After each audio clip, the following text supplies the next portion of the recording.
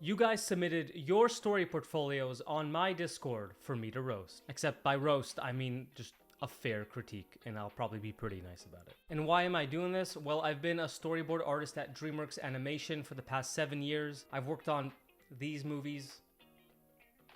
And when I was trying to make it into the industry, I had a really hard time finding someone to look at my portfolio. You either had to go to CTN, which is like an expo, you had to like pay someone $100 just to look at your portfolio, you had to be friends with someone in the industry. So that's kind of why I'm doing this. I was doing this on Twitch, now I'm doing it on YouTube, and I wanted to try to find a way, as much as I could, to give back to the story arts community. Hope you guys find some use out of it. Even if it's not your portfolio, you might learn something from it.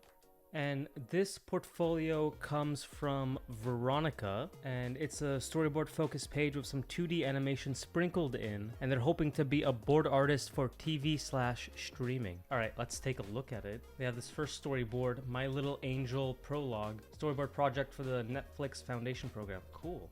Done in Storyboard Pro. Okay, so immediately we have this kind of like spread of boards instead of a click through. And what I think I would really like to see is just immediately, you know, My Little Angel, maybe you have some drawings, some thumbnails, and then immediately like a thing you could click through, because this kind of format is a little bit hard to read personally. I prefer to be able to see it like a movie and control the timing for it instead of just having, you know, just paneled out boards. Here, I've actually pulled up mine as an example here for my storyboard portfolio, and you can actually just kind of like thumb through this, and it plays like an animatic or like a little movie, and the person who's reviewing your portfolio can like control the pace, really take a look at every drawing, see how the scenes flow into each other, and it just provides a much nicer viewing experience than, you know, everything laid out like this. So that's something to just think about for your next portfolio. Even if it's Storyboard Pro, you can just export them all out and put them in a speaker deck or like a Google Slides. All right, I see here you have kind of like a video file, which is good, but I kind of want the one in between where I can control the timing, because you don't want them to judge you by your editing skills. You want them to judge you by your boarding skills and have them decide the timing themselves. So while that is nice to have, I prefer just to click through. And also, while I'm at it, you should also include some thumbnails and some little character drawings, just so we get the feeling of what the sequence is about, and that could actually help a lot with setting up what kind of stuff you like, how you draw, etc, etc. All right, let's take a look at this. Let's take a look at My Little Angel Prologue Animatic. And I assume there's no sound. Maybe there is sound, I'm not sure, but let's take a look at it.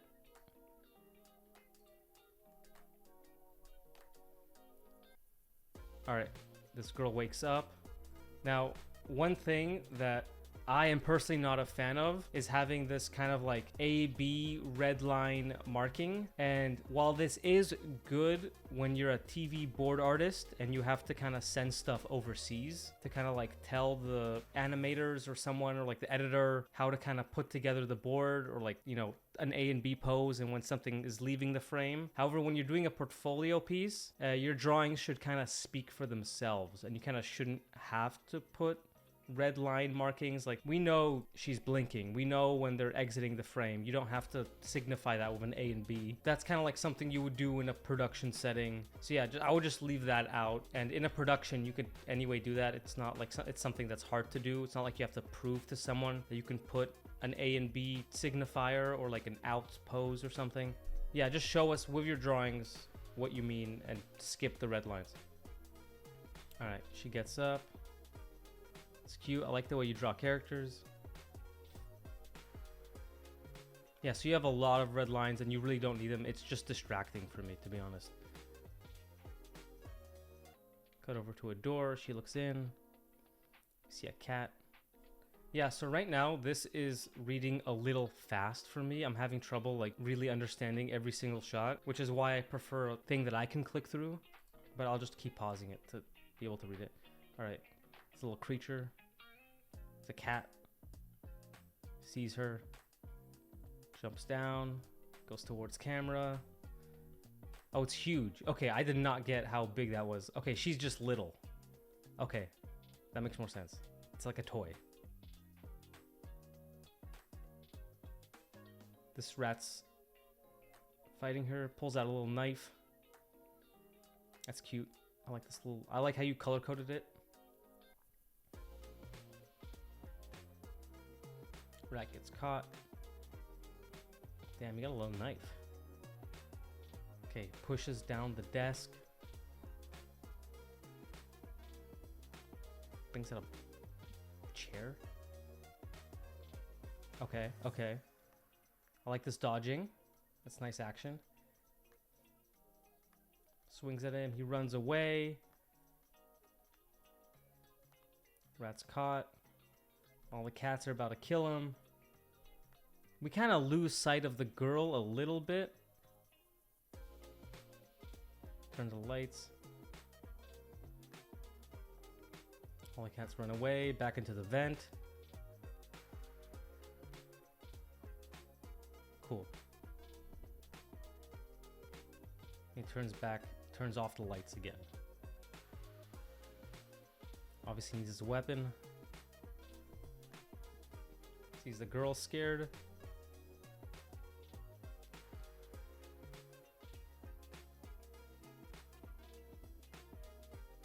Oh, it's over. Okay. Okay. I didn't realize it was over. I thought that I was waiting for more, which is a good thing. It's good that I was waiting for more. This was cool. This was a nice little story. It's good to want more because I was waiting for more. I wasn't tired of it. So that's nice. Nice little touch. Okay, so for me, a big thing that I noticed right off the get-go is we introduced this girl. We spend a lot of time focusing on this girl and kind of her looking at this scene and how she feels about it. And then we lose her for the entirety of the sequence. Like, we at no point kind of check back in with her after this mouse kind of tackles this cat. And then it just becomes about the cat and the mouse. And we no longer care about this girl. And she's no longer really relevant to the plot, really. And while I was watching it, I kind of wished we would check back, or she would do something, or she would kind of get involved in the story. Like maybe the mouse is about to lose and she comes in and does something or pulls on the cat's tail to distract him. You know, just a little bit of integrating her into the story just to bring it back to her. I know it probably keeps going because it's a prologue and, you know, more stuff happens. But if you're just doing the standalone story like this, I would really like to see her come back in some kind of way and provide some meaning, or even if she doesn't help him, just check back with her, like see her reactions. Maybe maybe a different cat tries to come at her or something, just something more with her. So I actually kind of want to go through this again just to give you kind of the best feedback that I can.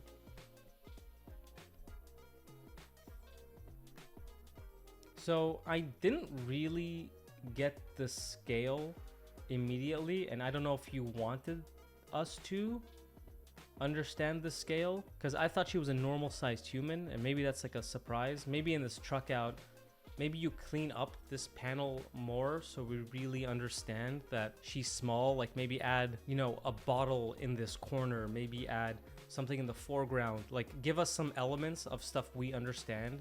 Like I did not know this was a table, so maybe clean that up, add like, you know, maybe baking flour in the back, you know, like a spoon, like something that really makes us understand immediately that she is not of normal size. Like she's just a tiny little guy. She looks at this door, she comes in. I don't know what happened there. Did she trip? Oh, she got startled. Okay. Have a wide to show us where this door is in comparison to her. Like have a wide, maybe a side view, a top down, kind of just give us a perspective of where she is in relationship to this door. Maybe the door creaks open a little bit, revealing the light, and that startles her. That could kind of be a cool element to motivate this cut instead of her just being startled, which for me comes out of nowhere a little bit. So maybe have light entering, and then we cut over, we see a wide, and we cut back to her. For shots that have only one panel, try to keep that alive a little bit, like maybe have a A and B pose of this little creature chewing on this car, just so we don't go by it too fast, which in a flip through is worse, because you can edit this as long as you want, but it kind of went by really fast, and I wasn't sure what was happening or where this guy was in relationship to everything. So just try to make sure there's like an A and B pose. Try to have at least you know, at least 2 panels per scene. Like even if one drawing is enough, just so people don't by accidentally skip by it, just try to have 2 or 3 or something like that. All right, I like this reveal of this mouse.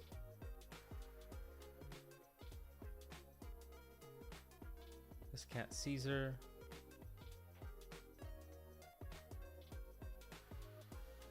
Yeah, another wide shot would be nice here of the cat slowly approaching her. Maybe another shot of her expression. Because we don't, like right here, we should probably, this scene is almost the same as the last scene of it just walking towards her. Maybe if you want to do a nice cut, we can cut back to her expression. She's freaking out. Maybe she's backing out a little bit. And then we cut back to this and have the cat about to leap. And then the rat saves her. Flips over. This is nice. I like this little reveal. I like this upshot. That's cute. That's nice. Yeah, here don't fill. Just don't write fill. Just fill it, you know? Just show us visually.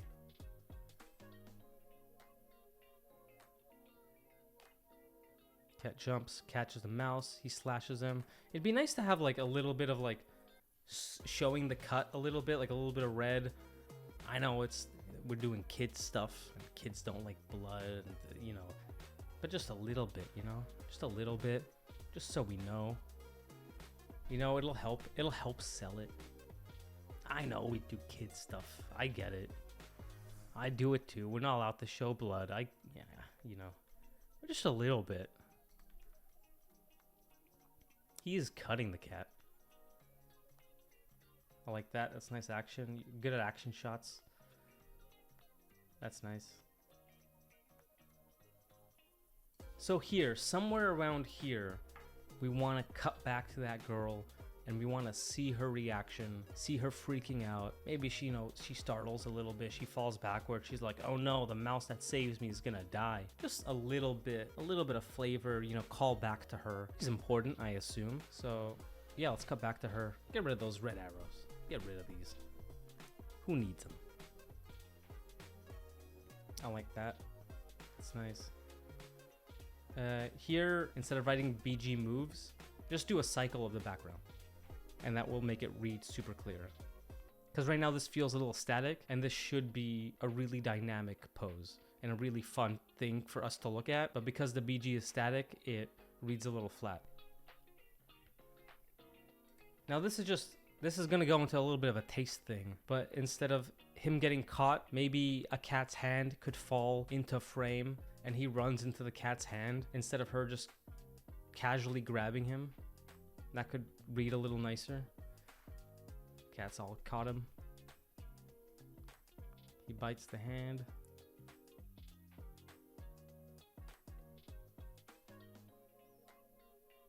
They all run out. That's really nice. That's super clear. I like that other cat closing the vent.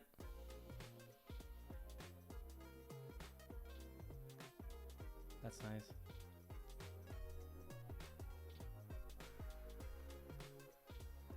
She's scared. This is a really cute drawing of the mouse, by the way. I really like these. All right, so overall, really nice work. I really like this. I think your drawings are really sweet and charming. Everything's super clear, which is hard to do. You know, a lot of times the issue is clarity and you don't have that. Honestly, all I would do is add is like a little bit of things here and there, like cutting back to the girl, maybe incorporating her into the story, obviously getting rid of all those like red arrows, which I find pretty distracting. Everything else is great. Like you keep your horizon lines pretty low. You know, the perspective works. There's a lot of nice action. One big thing that I would recommend is adding more wide shots, like a couple more wide shots here and there to establish the room. You don't really have a shot of the whole room, which would be kind of nice. Near the beginning, to have a shot of the room. You have that? Did I miss it? Even if I did, you should have a couple. But yeah, just one big thing of the room at some point. That'd be nice.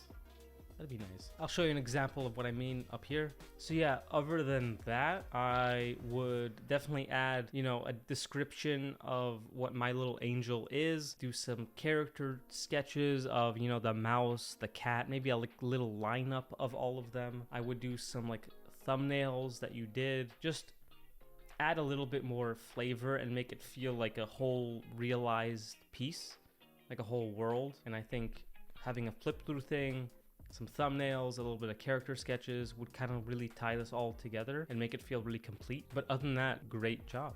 Yeah, I really like this. I think you have a lot of good cinematic elements to it. And nice, you have your email, you have your name, everything, description. It's all great. You have your work experience, all your clients. Yeah, this is great. I really like your portfolio. And I like that you have just a storyboard section, and it kind of feels like that's what you want to do because that's the first thing you show.